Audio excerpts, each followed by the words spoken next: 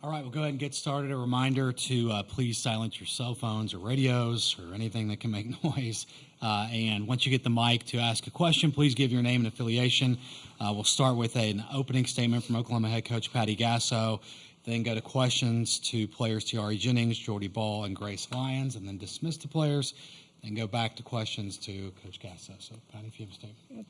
Gotcha. What a battle today for both teams. Very even and just back and forth the whole way. Challenging always at the plate with both pitchers are very good.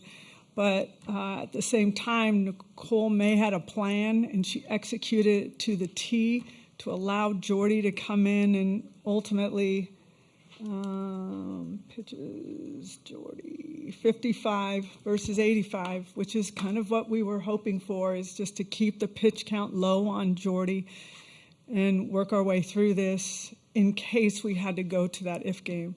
But clean game, exciting game, but a great pitching duel, and just I think sometimes we win a lot, and that's fabulous. But sometimes I think we're so used to taking it for granted, and this means a lot. This means a lot. To get to the championship game means a lot. Questions for players? Gosh, we'll start with Ryan right here, and then go. Ryan Aber from the Oklahoman. TRA, for you, can you, I guess, first of all, were you surprised when they walked Jada there in the ninth, and just walk us through that at-bat really from the first pitch until the hit? Yeah, I mean, I didn't know they were going to do that to Jada, but, I mean, it kind of didn't really matter to me. I mean, either way, I was going to have to find a way to either get on or help my team as best as I can. But, you know, we talk about not being result-oriented, and that's exactly what happened today. I mean, I didn't get the results that I wanted earlier, and so I'm going to step in there and keep on swinging. So it's kind of just what I did and shortened up my swing. I knew I had 2 strikes, so I was going to battle, but I was going to keep swinging and just do whatever I can to help the team.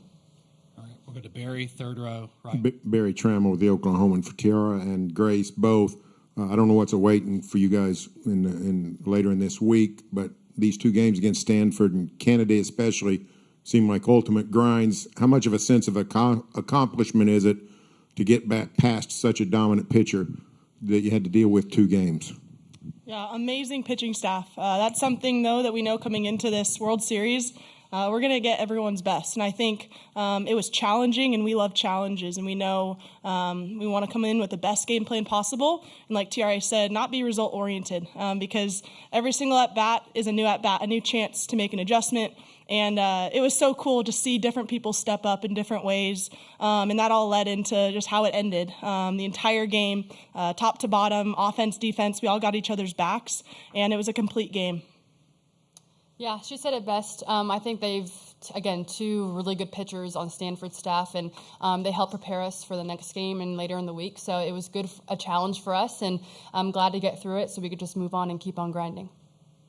All right, we'll go to Eric, front row left here. Eric Bailey with the Tulsa World. Jordy, I just wanted to ask you, take me through your mindset going through those first innings, knowing you were going to get the ball at some point and how excited and waiting for that. And then take me through the 9th inning when you have a 2-run lead and just the adrenaline and the energy in the stadium at that point.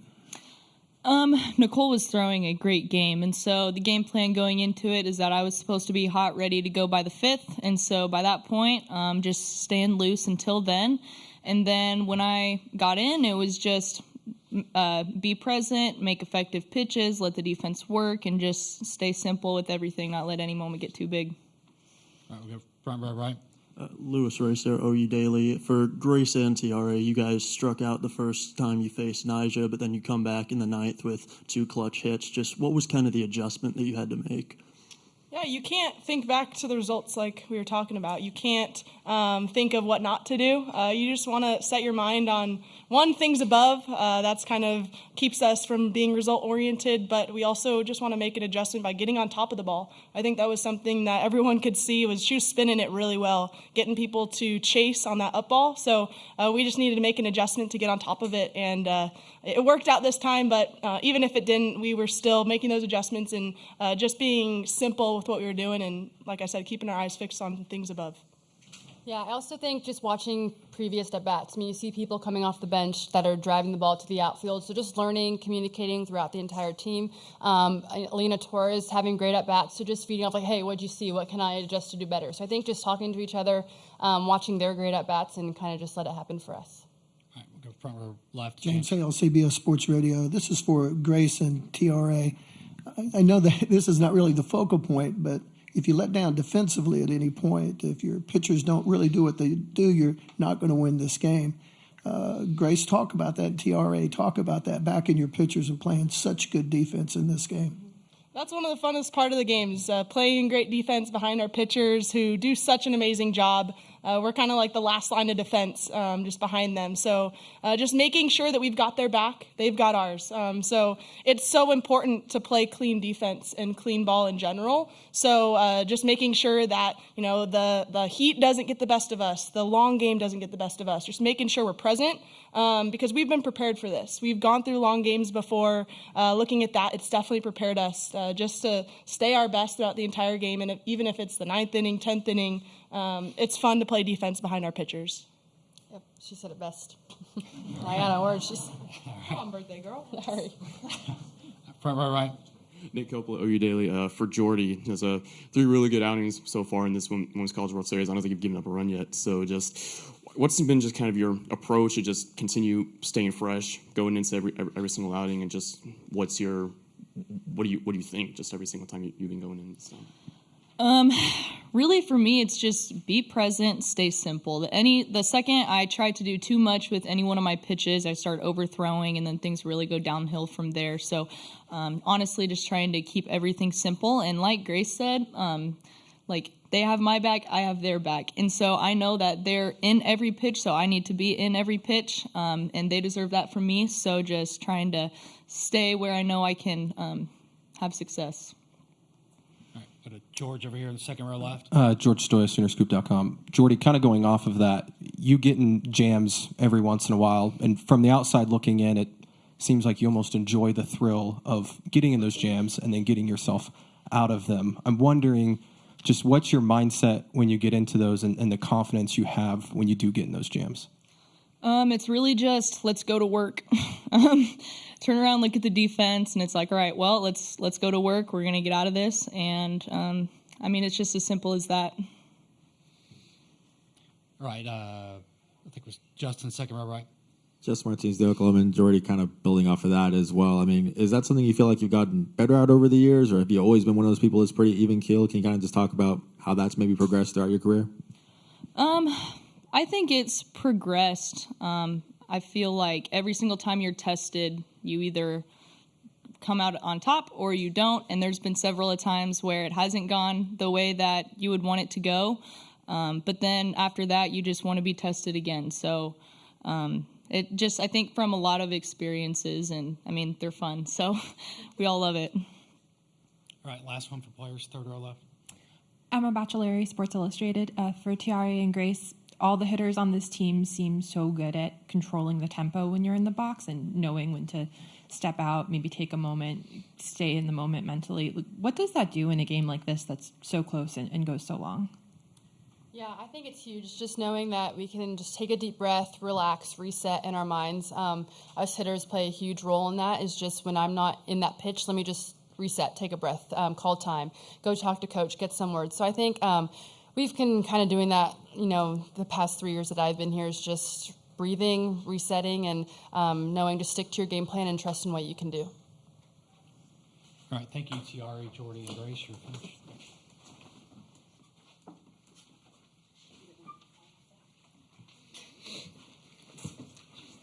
All right, Ryan Chapman's going to kick us off for questions. Sooners. Patty, I know a lot this year you've said that you don't have to say anything to the lineup as they're going through it. So what was just going through your head as Jada's getting intentionally walked for Tiare to step up, and does the team have to chip in for a bigger gift for Tiare for her birthday after that? What's that look like? We will do that, absolutely. What I've learned about coaching is I need to speak less and let them understand. They know what to do. So when I get in, if I have nervous energy, they feel it. So less is more on this side. And my Tiare had some tough times, but she's one of the best hitters I've ever seen. And so, I mean, all coaches pick their poison. Sometimes it works, sometimes it doesn't. But Tiare has this ability to get locked in like nobody I've ever seen as well. So her swing just looked kind of easy. It looked pretty free and easy and ran right into it at the right time. So, yeah, less is more on this side. Okay, we'll go front row right to Jesse.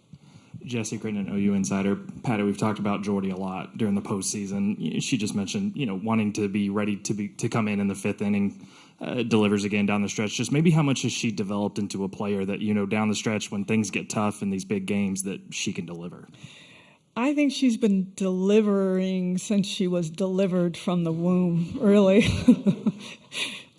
She is just made just tough as nails like that, just good, down-home Midwestern kid that has a work ethic beyond anything I've seen, that has a passion and fearlessness about her, and just absolutely embraces the biggest moments you could ever imagine. When a lot of pitchers would go, no, thank you, don't call me. No, I don't know.